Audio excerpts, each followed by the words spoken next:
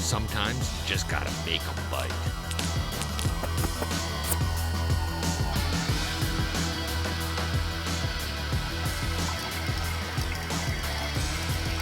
Oh, there he is. Look at that. Great big one. Ooh, ooh. This spot's gotta have fish. Ah, got him. Good one, boy. Good one.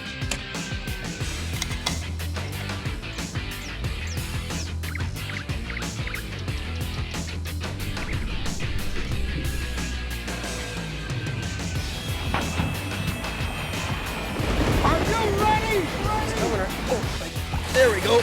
There, got him. Nice fish. That did not take too long.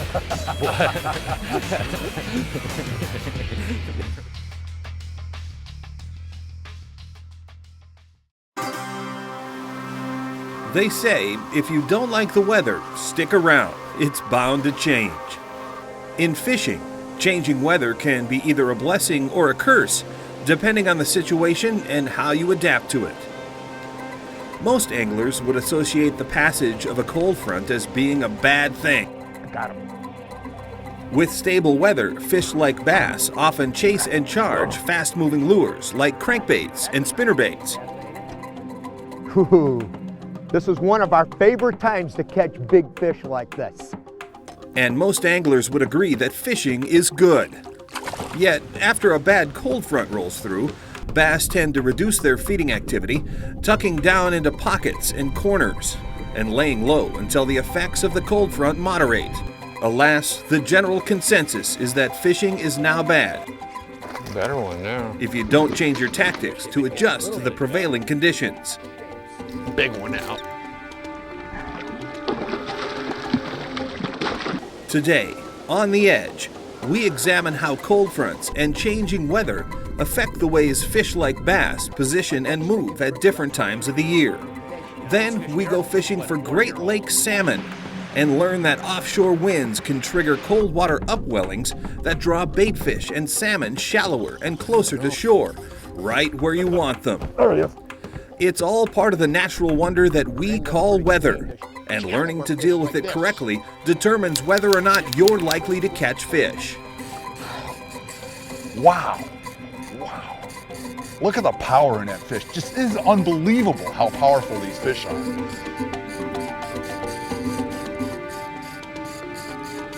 Unbelievable. You need some trolling motor? Oh, there he goes. Woohoo! I think I hooked the express train. If not the local.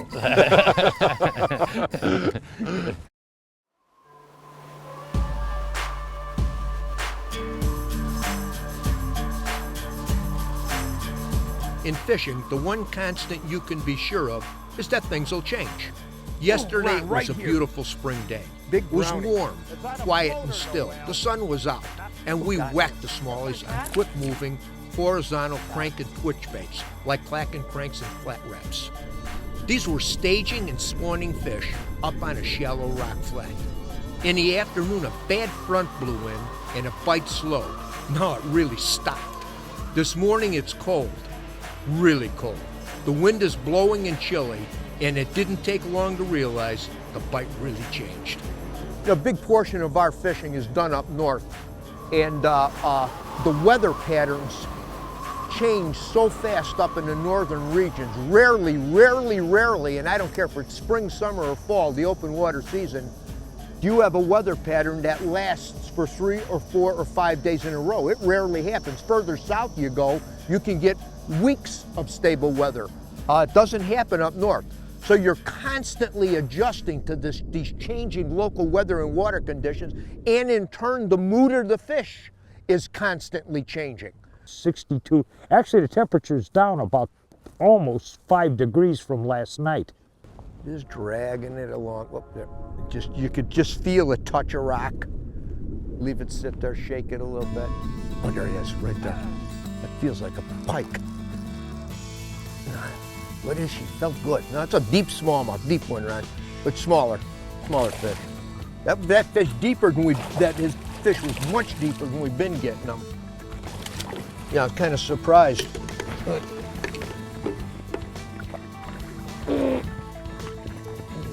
Hold still, you. This was definitely deeper.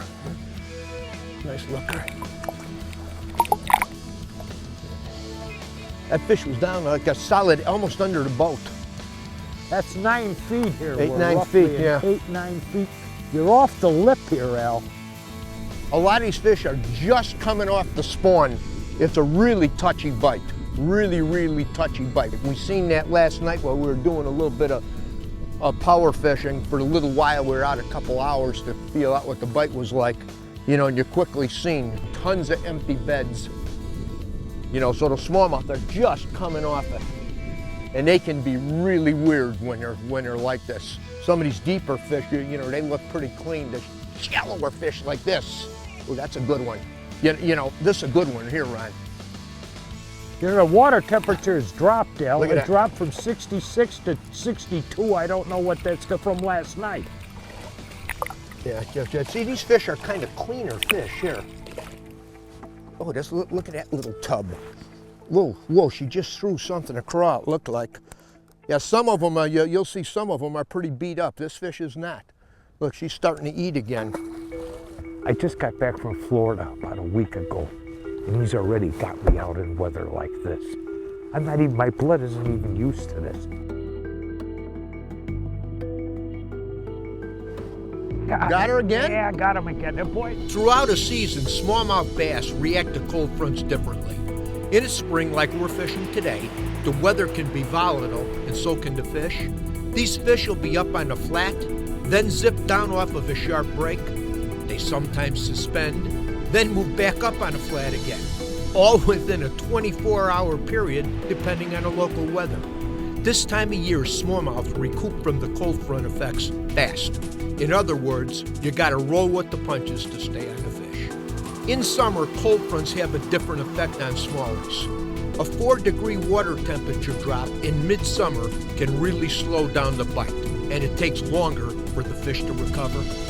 Fall is a completely different story when the fronts come in. Smallmouth react dramatically different during the cool to cold water season. During this cooling trend, a cold front can actually turn the bite on. Fish know that a long winter is coming, and they'll often put on a feed bag during this weather change.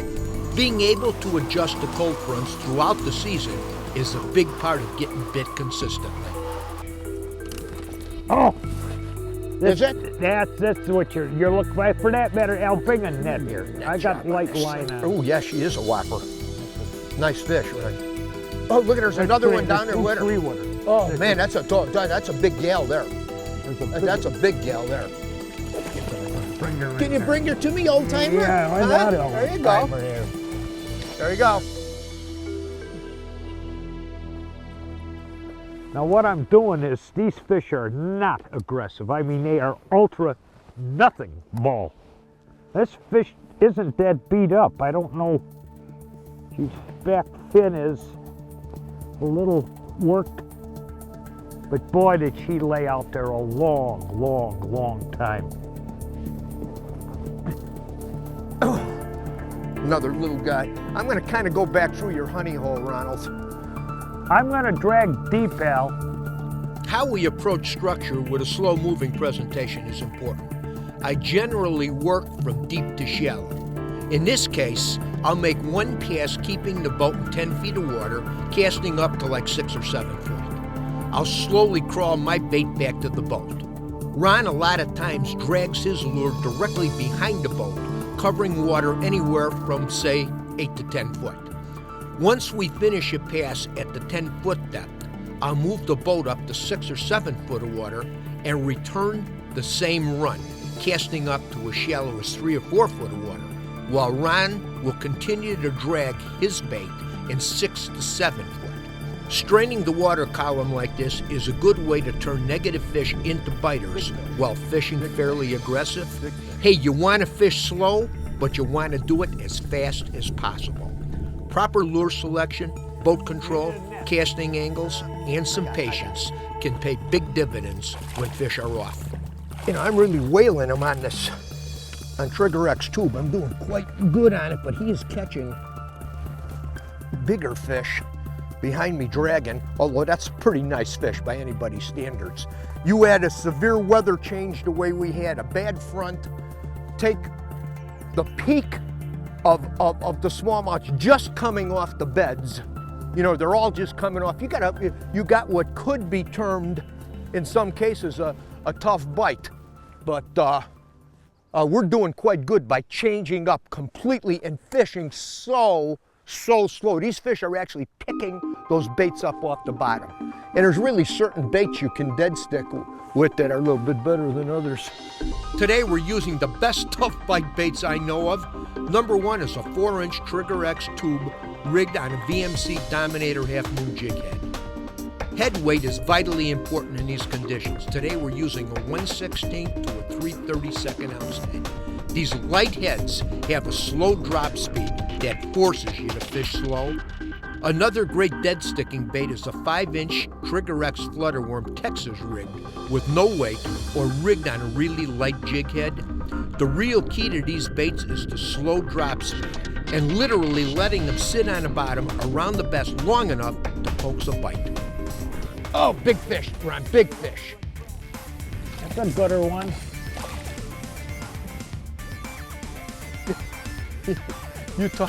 You talk about making changes today. Holy mackerel. I mean, it's been incredible, Ronald. I'm actually starting to get warm and want to crawl out of this deal.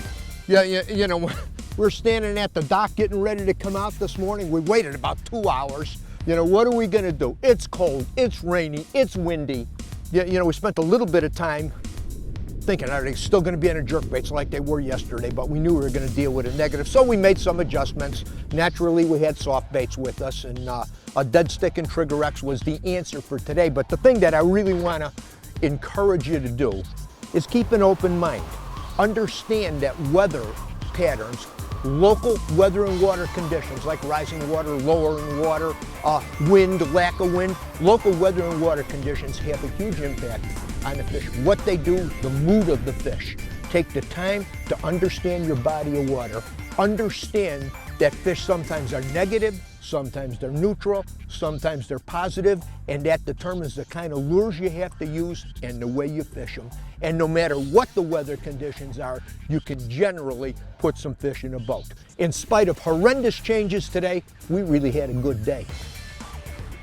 Hey, if you want to get the most out of your bass fishing efforts, Bass Fine-Tuned Patterns reveals how to refine bass fishing basic tactics to catch more and bigger fish. Guaranteed. It's part of our Angling Edge instructional DVD collection, available at anglingedge.com. You know, it's unbelievable this year how much I've been battling this weather. I've had the storm suit on the last 4 segments we've shot. You know, as an angler, every time you go out on the water, weather is an important factor that really determines how fish move in any given body of water in their feeding activity. You know, for smallmouth bass in the North Country, I prefer flat, calm, and hot and sunny. Gets those smallmouths right up on tops of the reefs. Muskies, clouds and overcast with a big storm blowing in, that gets those big predators chewing. But right now, we're fishing for king salmon, and that's a little bit of a different story with king. It's a big different story because the weather doesn't affect whether kings are going to bite or not because they have to eat. They're eating machines. They are, but it will affect where they are and how we present to them. So the keys in weather and salmon fishing is finding the fish and then what presentations. But they will bite when you get it right. Well, let's see if those storms are out of here, get the boat in and get rolling. I'll back you in, Jim.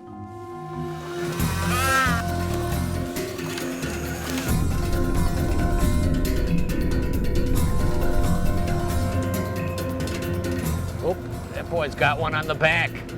That's a good sign. That's generally a good sign when you see them catching, busting them off the break wall. Yeah, I don't care where you are, whether it's the Great Lakes or Lake of the Woods, anywhere. weather comes up, and as outdoorsmen, we can see it coming. And you look at it and you wonder, you say, I wonder what that is, I wonder how big it is, I wonder how severe it is, but I can see it coming. And with a program like the XM Weather on the Hummingbird unit, we can instantly go there and punch it up and see exactly what we're dealing with. And we know, hey, you know what, it's just some rain, let's fish. Or you know what, it might be a thunderstorm, let's get off the water, let's take shelter. But it's an instant retrieval of data that tells you how you should react to what you see coming. A lot of people think of weather as being unpredictable. Well, it is and it isn't. Some weather patterns can be quite predictable. In the spring and summer, about every 3 to 5 days or so, northwest winds blow down out of Canada. These are the leading edge of a steady train of fronts that roll through eastern Wisconsin. These fronts produce a series of prevailing offshore winds. All through the summer, you get conditions where you get a few days of offshore winds, and what happens is it blows all that warm surface water out and it pushes on the other side of the lake, and that coldest water that's at the bottom of the lake comes up on the shore the wind's blowing from. So you get real cold water, and it's instantaneous. The bait comes in and the salmon follow them. It's not a trickle in. So if you say a few days of offshore winds, you're going to have cold water, and the bait and the salmon are going to show up right then. It happens all through the summer. You'll see shore fishermen, the piers will be empty for days and days and days. They know they've got warm water in there. All of a sudden, a couple days of offshore winds, and the piers are full, and these guys are jamming on salmon. Wind is a complex part of the angling equation. For warm water species like bass, walleyes, and muskies, fishermen prefer moderate wind blowing onto the underwater structures they're fishing. The reason? Wind concentrates plankton, activates bait fish, and in turn, shallow feeding. Throughout the summer in the Great Lakes, onshore wind piles up warm water that pushes the salmon out because they're a cold water species. Hard offshore wind brings upwellings of cold water, enabling salmon and trout to feed shallow. What's really cool is what I'm doing is I'm just driving around and looking for like the pods of bait on the Hummingbird. And when you find the schools of bait, you'll see when we pull in, we'll pull in here, it seems like there's like a current edge formed by this break wall and a little eddy in there, and you'll hit that big wall of bait, and then you can see the big hooks sitting underneath it. See, whoop, there they are, right there, Mr. Porter. See, we're just coming into the bait, and you can see these big hooks right here. Those are king salmon sitting underneath the school of bait fish, and these are small alewife with primary forage. Ooh, ooh. I know that sound. That's the sound of success. What's really interesting is how soft the big fish like that hit it. I know they come up in back of it and they just start smoking on it, boy. They're really running. They're strong. We're doubled. Yep. Our presentation for this hot salmon bite is extraordinarily simplistic. The best bait of the day, a 3/8 ounce VMC Neon Mooneye jig dressed with a 5-inch Trigger X minnow. We're fishing with relatively lightweight equipment when it comes to salmon. A 7-foot Quantum Tour Edition rod that's critical for long cast and hook sets with a lot of line out. The reel, a Quantum Accurist, is spooled with 20-pound test Suffix 832 braid. The line diameter of this braid is equivalent to 6-pound test mono, so you can really put a lot of line on the spool. And you'll need it because these fish can really smoke. The best retrieve is slow and steady with an occasional twitch. Another good presentation option is a heavy casting spoon, like Lure Jensen's Crippled Herring. Generally, you'll fish these on a heavy bait casting rod with an erratic popping retrieve. Oh, there he goes. Woohoo! I think I hooked the express train. It's not the local. Well, he peeled off a bunch of line, Jim. I'm telling you. High or low? Yeah, you know, he wasn't on the bottom. He was kind of a mid-level depth. As you were working the trolling motor around here, I was marking the fish, you know, suspended. So I was just kind of dead sticking it back behind the boat with the occasional, ooh, look at that, with the occasional twitch. That looks like a good one. While the Milwaukee Harbor area is a hotbed of vertical jigging for salmon, over the years of Great Lakes fishing, we've seen a lot of different situations where I bet this would have worked, but we were stuck on the traditional salmon trolling techniques. Cold water back here and it's clear. Right there, right there. I would guess in the not-so-distant future, this tactic will become far more common around the Great Lakes. The bottom line for this bite is offshore wind that bring upwellings of cold water onto the bank, enabling alewife to move shallow where the king salmon and trout take advantage of the situation. It's a real simple recipe. Some offshore wind brings in some cold water, it brings in the bait, it brings in these predators. Holy smokes, look at that thing, Jim.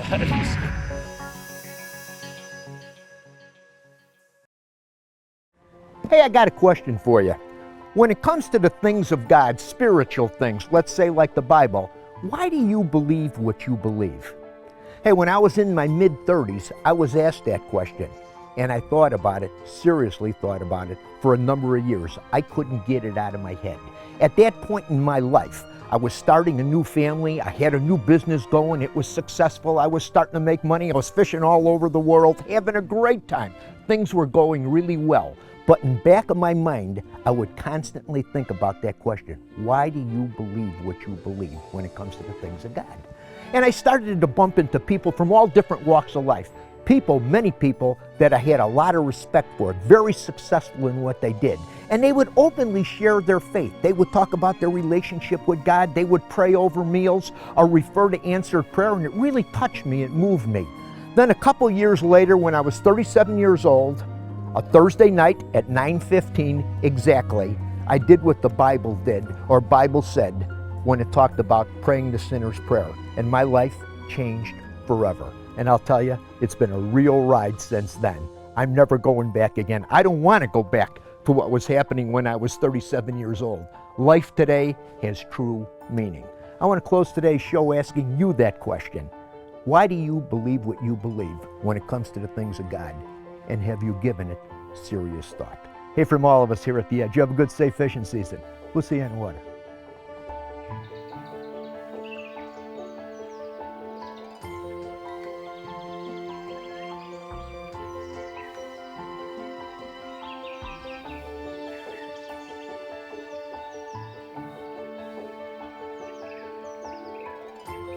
Hey, I sure want to take an opportunity to thank all our sponsor partners for making this show possible. And if you like what you see, let them know and support them. For more information, check us out at anglingedge.com, Facebook, or the YouTube channel. Hey, thanks for watching.